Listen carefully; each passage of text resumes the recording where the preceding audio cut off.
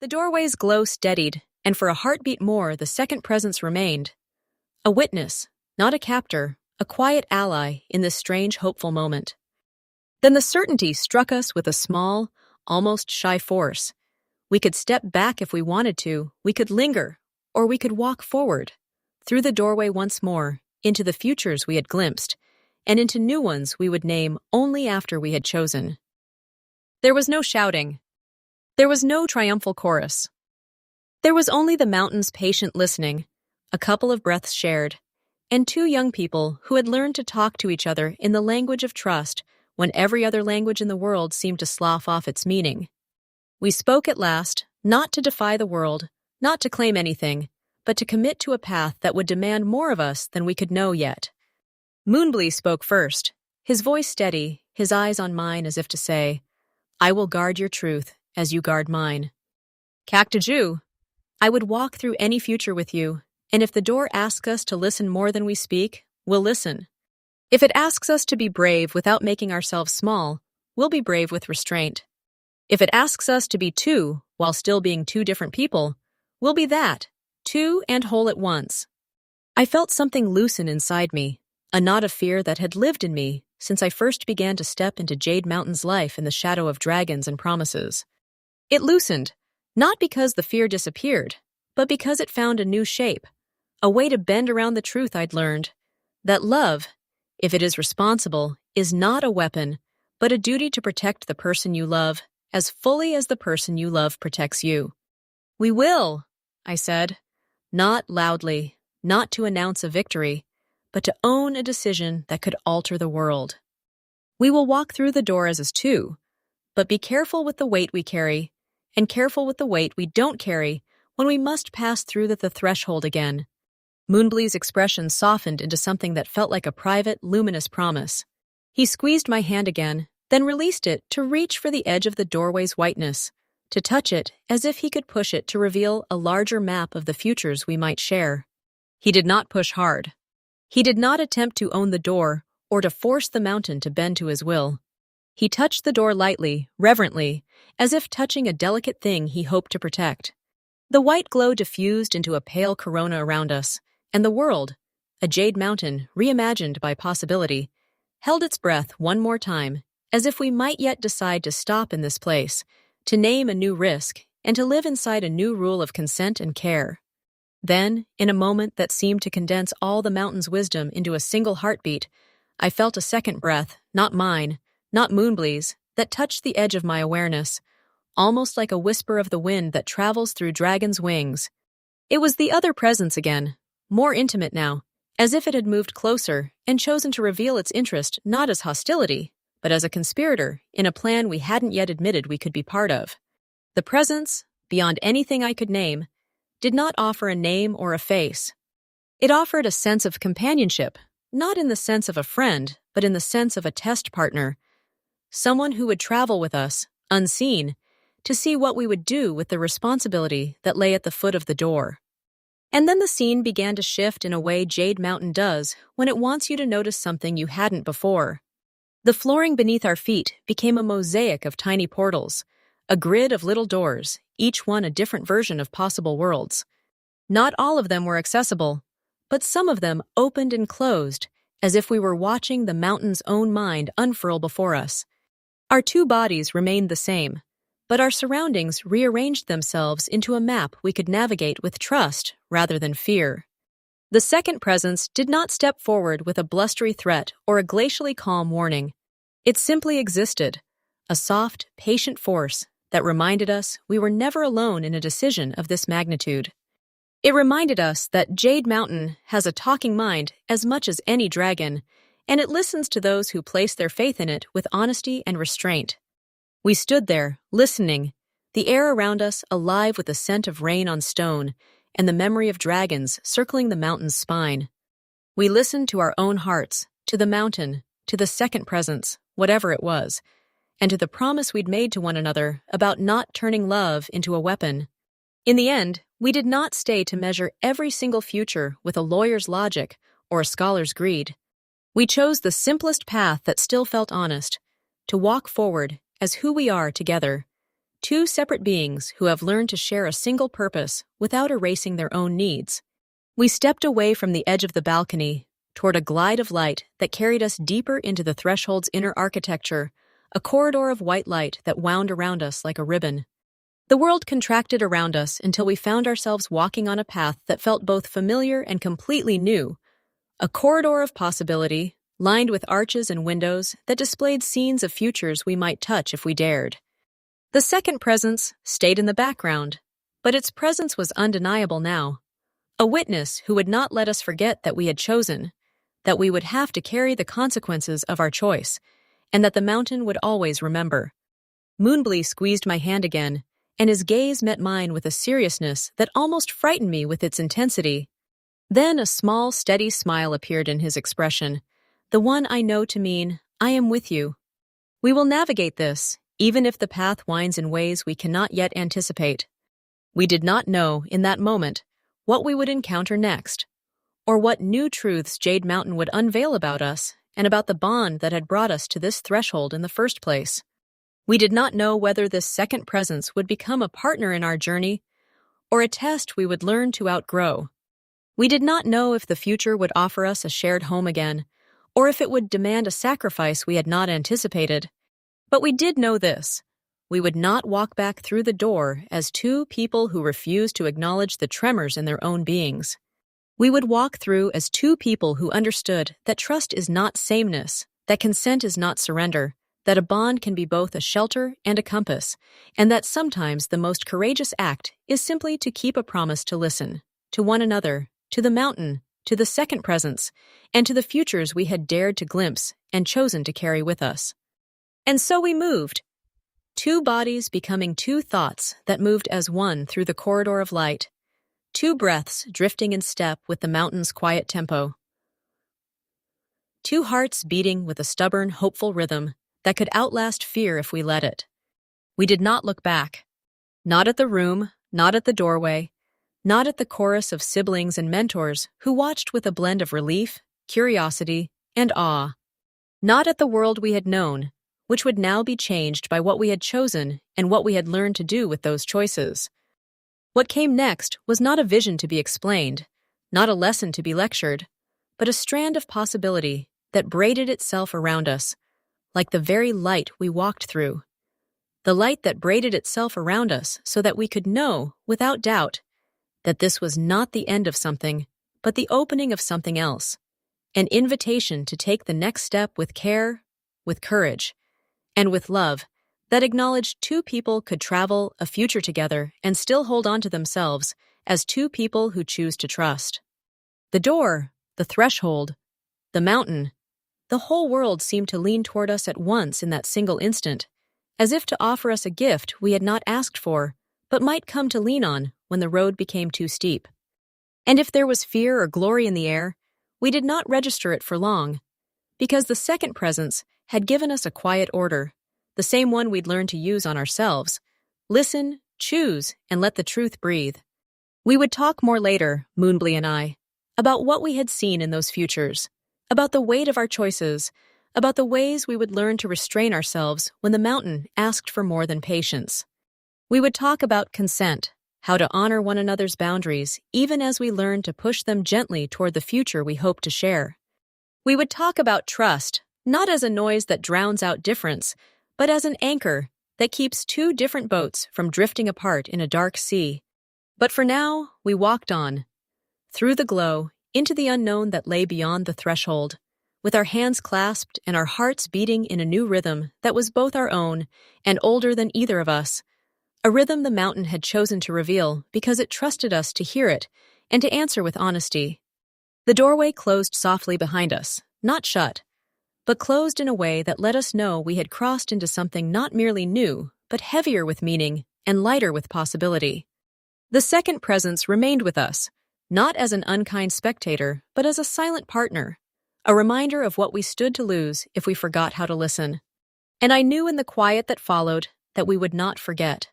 We would remember this moment, the moment when two promised to walk forward, not in sameness, but in trust, and when a door that had waited for us finally chose to open its heart to two who were ready to carry it forward together. We moved deeper into the unknown, and the mountain's breath, somewhere beyond the glow, felt suddenly like a promise.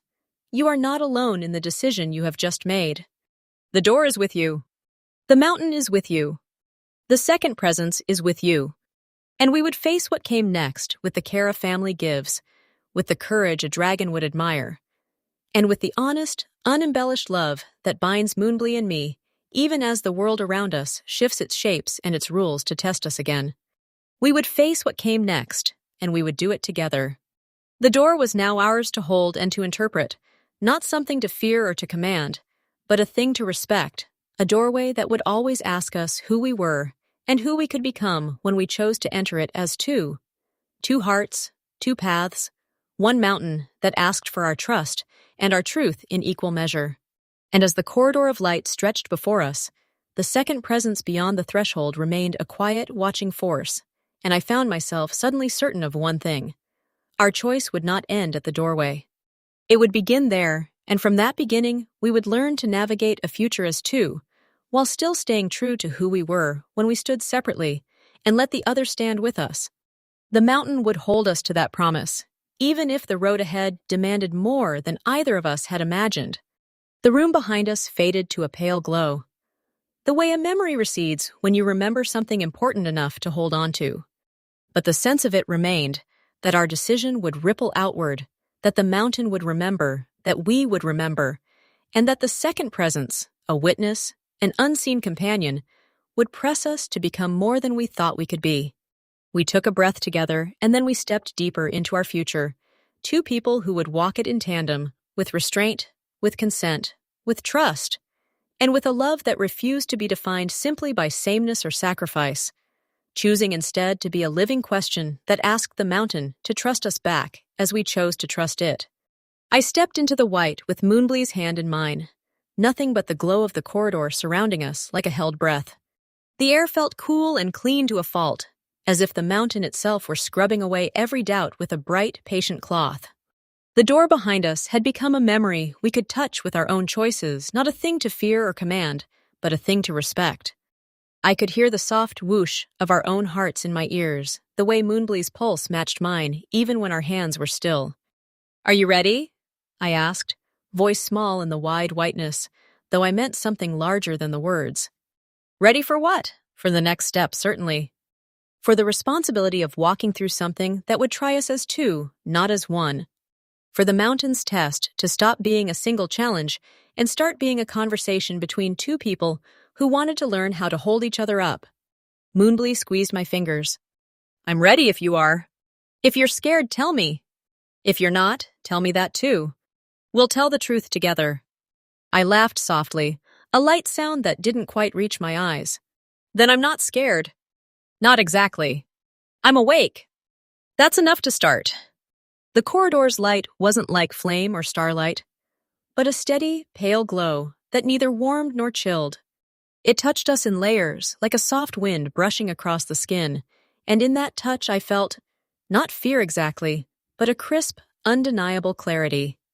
The white expanded, or perhaps we did, until we stood in a space that felt both close and impossibly large. A room that was not a room, a hallway that was a world, a threshold that hummed with all the could-bes and would-bes of Jade Mountain's futures. The first thing I noticed was the way the corridor, which had seemed so obediently linear, began to fracture into scales of possibility. The whiteness peeled away in thin, gleaming sheets, revealing an architecture that wasn't the mountain as I knew it, but something like Jade Mountain drawn back into a pale, unfocused dream. The staircases curled into themselves. Terraces drifted aside, as if seas parted for a ship that never actually sailed. And at the center, no longer just the gate we'd stepped through, but a shimmer of something more deliberate. A map made of light that rearranged itself when we looked at it. Moonblee's breath caught. "Cactajou," he whispered, not to alarm me, but to remind us we were not alone in learning to navigate a thing that watched us in return. His eyes scanned the shifting forms, and I saw the way the responsibility sat on his shoulders, heavy but not crushing. He had my back and his own courage in equal measure, exactly what we'd promised each other to practice. The white corridor, now a living compass, pointed not forward but inward. The million futures we could have wandered into braided together in a single image that pulsed and reformed with every blink. Some glimpses were personal, the shape of Jade Mountain as I'd known it, altered by the choices I might make or avoid. Some were communal, the mountain's heart beating through our shared breath, testing how our bond would survive under strain. A moment later, a soft, almost inaudible murmur rose from somewhere near the ceiling, or perhaps from the far edge of my own fear. It wasn't a voice so much as a feeling, like the mountain choosing to whisper a question into our chests. Will you let this door be a doorway into your own future, or will you try to carry it as if you owned it? Moonblee's shoulder brushed mine. I think it's listening, he said, low enough for me to hear but not loud enough to pull us out of the moment. I think it wants two people who know how to listen to each other even when the map changes under their feet. We moved together, stepping with a careful rhythm that felt more like dance than march. My heart had learned its own negotiation with fear. I didn't erase fear. I invited it to walk beside me and keep silent when it needed to. Fear was a teacher here, and I was tired of letting it run the class. The corridor's whiteness shifted again, and we found ourselves staring at a towering hall that seemed to be a version of Jade Mountain, but not the Jade Mountain I'd known. Towers leaned in to touch the clouds in a way that made the mountain look older, wiser, almost sorrowful.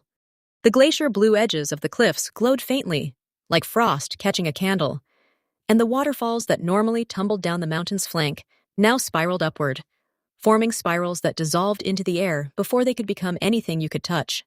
Moonblee's fingers tightened around mine. It's like a memory palace, he whispered, half to himself, half to me. A museum of what could be. Or what might be, I added, studying the walls that echoed with the weight of too many yesterdays and too many tomorrows to count at once. The mountain's memory was a patient thing here, but it wasn't passive. It invited us to step inside its stories, to listen to the consequences of every choice we might make. And in one gold-flecked panel, a pane of light that hung in midair, as if gravity had decided to stop working for a moment, we caught sight of something that snagged our breath.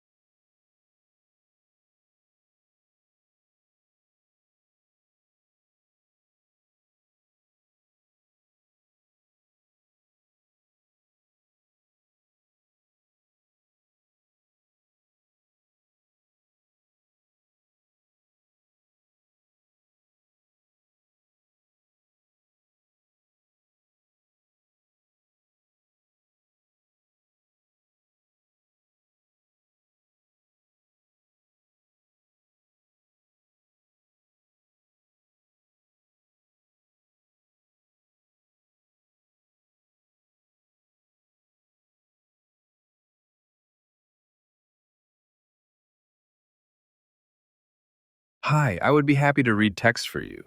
Choose me if you like the sound of my voice. Hi, I would be happy to read text for you. Choose me if you like the sound of my voice. Hi, I would be happy to read text for. Hi, I would be happy to read. Hi, I.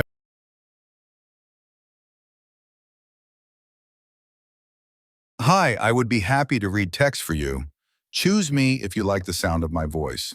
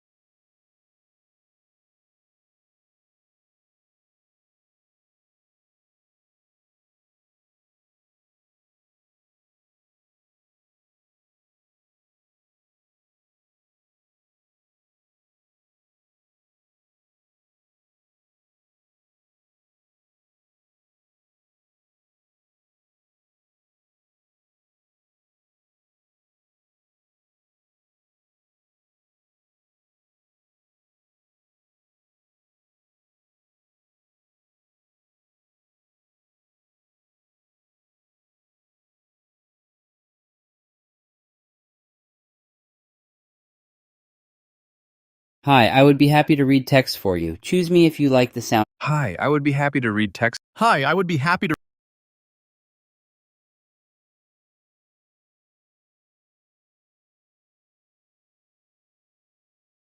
There, in a scene that could only be a possible future, was me. Older, I realized with a strange, weird ache. No.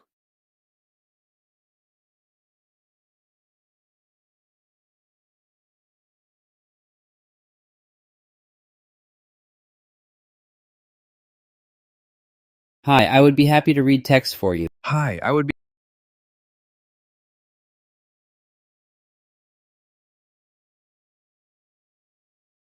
Not older, but different. My hair a shade lighter, my eyes steadier.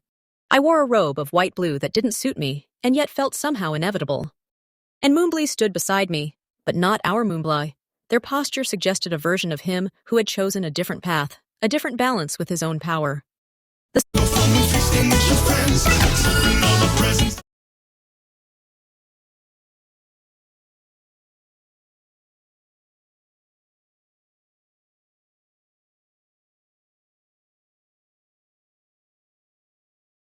sight wasn't about envy or longing, it was about possibility.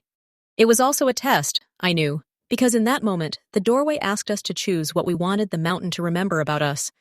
If we could be the people in this future version of Jade Mountain, would we still choose to walk through the door together? Moonbly looked away from the pane and nudged me gently. Two futures at once, he said softly, a statement that was almost a question. Two futures that could be true if we chose to keep walking. I turned to him, and in his eyes, I found the answer I hadn't realized I was looking for. The door asked for more than a union of bodies or a single mind. It asked for the honesty of a shared decision. It asked us not to erase who we were when we stood apart, but to braid those selves with tenderness until we could bear to risk being more than either of us alone. Then we walk, I replied, and found my voice steadier than I expected. Together, as two, as equal partners, in something we aren't in control of but want to understand. A ripple ran through the scene, a tiny tremor through those futures, and from the tremor came the second presence that the door had promised would be present. It wasn't something I could see clearly, not with my eyes, but I felt it in the periphery of awareness, like a person standing just outside the light of your vision, always there but never fully visible. Moonbly noticed it too. He stepped closer to me, drawing me into the shelter of his shoulder, and spoke in a voice that tried to be steady for both of us. If there's a witness, I think it's because we're not the only ones who get to speak here. The mountain is listening to us, but it's also listening to itself, the way a dragon's song can become a storm when it's shared. And then the hallway shifted again, as if the door had decided to tilt the stage just enough for a different kind of truth to stand up. The second presence became more than a whisper of wind. It shifted the way light pooled on the floor, and I saw something not exactly human, not exactly dragon, emerge as a silhouette of pale crystallized air. It remained distant enough to be beautiful and dangerous at the same time, a presence that didn't demand to be seen, but didn't hide its gaze either. It watched us with a calm that wasn't cold but precise, like a map being drawn in real time by someone who knew every route but wanted us to choose ours for ourselves. Moonwatcher had told me once that thresholds are not merely gates, but agreements between the present and the potential. Glory had said thresholds can be riddled with questions that need answering, about consent, about fear, about trust. This was one of those moments where the mountain refused to be a passive backdrop and insisted on accountability. Two people coming together to decide what they could become by choosing to stay and to walk through. The test wasn't a single challenge, but a mosaic of little, steady tests, like the mountain asking, in a dozen tiny ways, whether we understood what we were getting into, whether we would respect the other's pace, whether we'd pause to ask if the other was sure, whether we'd keep space for a breath between decisions. I felt Moonbly's breath on my temple as he leaned closer, not to press into a kiss or a claim, but to share a quiet vow I knew we both needed. We would choose together, with consent renewed in every moment, not as if we owned our future, but as if we could belong to it only if we chose to belong to each other in the most careful, kind way possible. Cactiju, he whispered, as if saying my name aloud might anchor us to a common center. If we're going to step through, we should decide what that means. Not in a rush, not pretending we know what will happen, but with the truth of who we are right now. Then the truth is this, I whispered back, tasting the words on the edge of a breath I wasn't sure I deserved. I want you beside me in every future we choose. I don't want to lose you to a version that could be, but isn't what we want. I want us to keep choosing this. To keep choosing each other, even when the world around us shifts its shapes. To choose gently, to choose together. To choose with both restraint and trust. He nodded, eyes bright and steady. Then we step through when you're ready. I wasn't sure I would ever be fully ready, but readiness isn't a thing you inventory. It's a promise you make to yourself and then live into. I wrapped my fingers around Moonblee's again and let myself lean a fraction toward him, the way you lean toward warmth in a storm. If we were to be tested, I wanted the test to be faced with him near enough that he'd catch the moment I faltered, and I'd catch the moment he did. The second presence lowered its gaze, not in contempt, but in acknowledgement of what we were trying to do. The corridor shifted again, and a door, no longer white, but a pale opaline gate that shimmered with a geometry I could not parse, formed directly in front of us, as if the doorway itself acknowledged the decision we had just spoken, as if it had been waiting for a vow to anchor it into our given path. Moonblee looked at me, his lips thinning into a smile that wasn't carefree but hopeful. If we go through now, it'll be with those words between us, the truth that we are two and still one in purpose. I studied the gate, then him, then the space between us. The space that had always felt like a thread tying us together, even when we argued or teased or drifted apart in different directions during our days at Jade Mountain. It felt fragile and real at the same time, a delicate balance. It wasn't about sameness, not at all.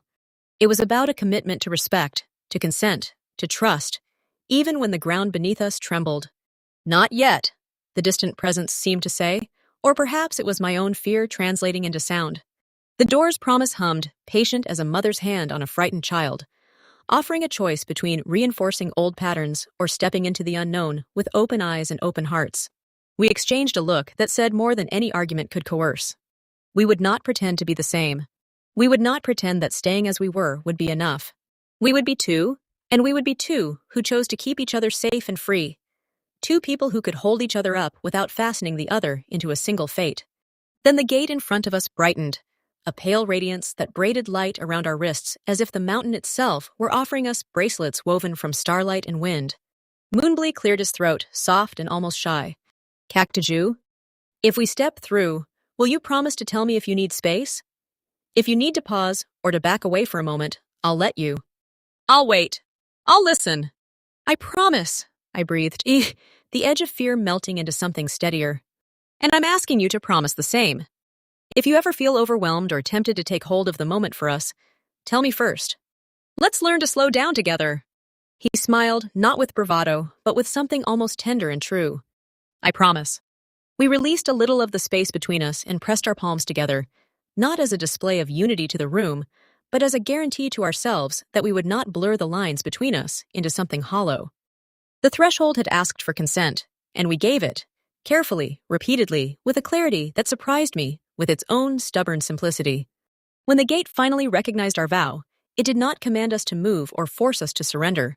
It simply asked us to step closer. And so we did. We stepped through not as two halves trying to fuse into one, but as two separate beings who had chosen to walk side by side, even when the mountain asked for obedience or submission, or anything else that would erase the difference that defined us as two people who loved each other and refused to let the world redefine what love should look like. The whiteness closed around us in a soft, swallowing way, like the world deciding to lean in and listen to the truth we carried in our chests. And then we found ourselves in a new place that looked at first glance like Jade Mountain, but the textures were different. The air held the scent of rain on stone after a long drought, and the light painted the stones with a pearl sheen that made every edge look like a question you could walk along. We were not in the corridor any longer in the way we had been. Not exactly. We stood on a terrace that should have faced the west, yet everything in front of us radiated a pale, even glow that made the Jade Mountain we knew look almost ordinary by comparison. The landscape was a distortion of the familiar, elements rearranged to reveal the potential of what could be, rather than what was. It was a living map of futures, but this map did not demand obedience. It invited dialogue. I could hear the soft rhythm of distant wings, like a chorus of careful exhalations, and I knew Moonblee heard it too, somewhere beyond the pale light, a presence that moved with the mountain's tempo but did not belong to any one dragon or person we knew. The second presence felt like a listening, not a watching, and I was grateful for it even as it unsettled me. There was something ancient and patient about its stillness, as if it had watched this mountain shift between possibilities countless times before and would remain through another 1,000 cycles of change. Moonwatcher's voice drifted into my awareness with the ease of rumor on a windswept night. The dragon's voice wouldn't pull us back from the edge of what we'd chosen, but it did offer support. We'd invited the threshold to show us its truth. Now the threshold invited us to live with that truth. Moonwatcher and Kibli, not here in body, but here in mind, guided us with their seasoned patience. "We needed a more than usual understanding of the door this time," Moonwatcher said, speaking to us as if we were listening from across a quiet distance. "You both know how much restraint we require when two hearts become a single question. You are not asking the same thing, but you are asking for the right kind of harmony to move forward." Kibli's voice followed, gentle, but with a spark of pride. "The best thing I can tell you, kid, is that two people who love each other can still disagree, and that's not a failure. That's trust in action. If this threshold is as clever as I think it is, it'll push you to learn that distinction." Glory, Kibli's sister, Moonbli's aunt in the court of the dragons, arrived with a quiet, practical energy I'd learned to lean on when the mountain pressed us to improvise. She didn't appear as a figure to us so much as a sense of direction, something in the air that urged us to keep both feet on the ground, even as we floated through worlds that could not be held by a single plan or a single heart. "The threshold tests you with what happens when two people try to be one," Glory said, her voice a blend of warmth and stern practicality. "Not by erasing your differences, but by choosing to honor them and still to move forward together." The map of futures unfolded around us in a delicate storm of light. Each future was a kind of doorway of its own, a tiny gate within the gate, a micro-threshold coaxing us to examine ourselves more closely. One future showed Moonblee standing at my right side with a different posture, his arms embracing me in a way I'd come to recognize and accept in the only way that made sense to me. The way a partner does when you've learned to breathe as one. But in that image, I was not the one who invited closeness. I appeared as someone who could be pulled toward him or away, as if the balance between us was negotiable by an outside force, rather than a decision we would make with our own hands. Another image showed me leading with a stubborn, almost fierce independence, Moonblee following a little behind, not in a deny-it-all sense, but in a way that suggested there were parts of me I hadn't yet learned to share, or even trust that I would be allowed to share safely. The heart of me wanted to see him as an equal, but the fear in me sometimes whispered that being equal meant giving up the need to lead, to decide, to steer our course toward a direction I could call mine. The two futures did not terrify me in the sense of danger at a dragon's claws or a night raiding a camp. They frightened me in the way that a choice always frightens a life, the weight of all the ceremonies and promises that come with choosing a path, and then not knowing whether you'll regret the road you chose once you've walked a mile or two, and the horizon is suddenly too close to turn back. Moonblee and I did not erase those fears with a kiss or a vow. We held hands again, and I found we needed to be honest about what we could handle, and what we could not pretend to handle. I wanted to trust him enough to test the moment of trust, without coercion, without expectation that he would fix me or I would fix him. I wanted him to trust me in return, to trust that I could tell him when I needed time, space, or a decision I needed to make without him stepping in to save me or protect me from the consequences that were mine to own. The second presence remained, quiet, pervasive, a turning already inside our chest. It didn't speak, not in a language we could hear with ears, but it pressed us to answer with every breath we took and every decision we made. The mountain's test wasn't about whether we could survive the door, but about whether we would choose to become more than our past selves by embracing a future where two people could stand together and hold the mountain up without becoming a new singularity that consumed both of them. We stood in that pale, drifting space for a moment that stretched into a dozen quiet seconds, each second a thread we could pull toward a real future if we wanted to. Then Moonblee leaned in again, the air between us clear with honesty. "Cactiju," he began, and the careful cadence of his voice made the room feel like a place where we could lay down the night's fears and wake up with new courage. "I want you to tell me what you need right now, not in a few minutes, not in the future." "What do you need from me to move through the door?" I drew a slow breath. The truth wasn't easy, but it was mine to offer. "I need you to stay with me, to stay honest with me, to help me stay honest with myself. If I pull away because I'm afraid, I want you to remind me that we promised, together, that we would tell the truth, even when the truth is hard. I need you to tell me when you feel like you're losing your footing, and I'll tell you the same. And I need time to think, not a rush to leap into the next moment. Not because I don't want this, but because I want this the right way. Then I'll stay, he said, and the certainty in his tone gave me something I hadn't allowed myself to hold. A sense that we could be careful and still brave. I'll stay, and I'll tell you the moment I'm overwhelmed, or I think we're making a choice you're not ready for.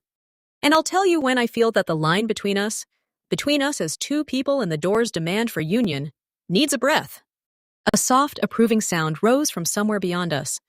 Not a voice exactly, but a sense that we were seen, chosen by the mountain to take this particular risk, and that the reward for risk was a future we could shape with two hands. The map of futures settled again, and we saw one more image, thin and bright, almost like a thread of gold between us, where two people walked side by side toward a door that did not close, a door that became an opening to a new version of Jade Mountain we could hold in balance with tenderness and consent. It was not a guarantee that the road ahead would be gentle, but it was a promise that we could bear it together if we kept listening to each other, even when listening hurt. The second presence gave us that quiet moment to choose without shouting or demanding. It existed to remind us that the door did not exist to trap us into a single fate, but to invite us to become something more than either of us could have imagined when we started. We step by step, the two shapes of us, moved toward the new door. A pale gate composed of light and pearls that listened when we spoke and shifted when we paused. The mountain's heart beat in every step. The rumor of rain in the distance, a steady drum in our ears. The threshold's hum grew louder, a lullaby for the brave and a challenge for the cautious. And in that moment, as two people who believed that restraint and trust could live together in a single breath, we stepped forward. We did not step through as if we had mastered the door. We stepped through as those who had learned to ask before taking, to listen before speaking, to hold the other's fear as gently as our own. And when we crossed, the second presence did not vanish. It remained a watchful, unseen companion who would not intrude on our choices but would remember the promises we made to each other into the mountain. We found ourselves in a second room that bore a strange, almost ceremonial beauty, walls of pale stone that glowed with an inner light, a floor that seemed to ripple with soft, wind-lapped patterns, like the surface of a lake just after dawn. The air was cooled by something almost like a dragon's breath, calm but full of possibility. The mountain welcomed us with a quiet, almost affectionate authority, like a parent who has watched you stumble and now offers you a steady hand for the next step. The gate behind us didn't close. It remained as a pale halo, a reminder that this was not a one-way journey, but a test we could choose to honor by returning to the corridor and stepping back into the questions that would ask us to be two again. In a world that would expect two to remain two and to stay in balance with the mountain's own shifting shape. Moonblee pressed a kiss on my cheek, a respectful softness that wasn't hurried, not for the sake of romance, but for the sake of trust, a sign that our bond would be a shield and a blade in equal measure, not a leash or a weapon. I found I could smile at him without losing the gravity of what we'd chosen. I found I could be light with him without forgetting that we'd promised to be careful with each other's hearts. Two, I whispered, not to test fate, but to seal the moment. Two people, one mountain, 1,000 futures, and a single choice to keep walking together. A sound, soft, almost like a page turning, suffused the room in a gentle crescendo. The second presence spoke, not with words, but with a resonance of voice you could feel in the bones. It did not demand or threaten, it simply asserted something ancient and wise, that trust is not sameness, that consent is not a single word, but a practice, that a bond between two people is not a weapon to be wielded, but a bridge to be tended. And then, as if in answer to that unspoken invitation, a new figure stepped from the whiteness. Not a dragon, not a human, but something in between, an outline of living light with eyes that shimmered like frost on glass. It hovered a breath away, not threatening, but immeasurably present, a witness and perhaps something more. Its presence did not overshadow us. It did not demand our attention the way a tyrant demands submission. It simply existed, and it seemed to be listening to us with a patience that burned with quiet curiosity. I found my breath catching in a way that surprised me. This was not a trap. It was a door that recognized our courage, a doorway that would always test us to become more than we were when we first approached. The second presence did not speak aloud, but I heard it as clearly as if it were whispering into my ear. Your choice matters. The mountain will hold you to it. Moonblee's eyes flicked toward the figure, then back to me, and he offered me a small, reassuring smile. We're still two, right? even if there's a new witness in the room. 2, I echoed, and this time the word felt like a vow rather than a declaration. The pale figure regarded us for a breath longer, and then drifted closer, close enough that I could feel the warmth of its presence without understanding its shape. It touched the whiteness with a gentleness that was almost ceremonial, as if it were bestowing a blessing on our decision to walk forward together rather than splitting us into one or the other. And then it spoke, not in any language I could translate, but in a cadence that felt like a lullaby and a challenge at once. The words were not loud, but they threaded through us, a thread of quiet truth. The door for two. The line between two souls is not a line of division, but a bridge that spans a wider world. Trust is not sameness. It's the courage to stand in the same moment and decide what to do with that moment together. The line of the door brightened, a soft, radiant hue that drifted toward us as if inviting us to receive it. Our own futures offered in a language the mountain knew how to read. Moonblade looked at me, and I looked at him. And in that look lay all the conversations we'd had in the last weeks. The arguments, the promises, the moments where we'd chosen to pause instead of push. The small acts of care that felt like daily prayers for a future we weren't sure we could deserve. We stepped closer to each other, closer to the future we'd chosen.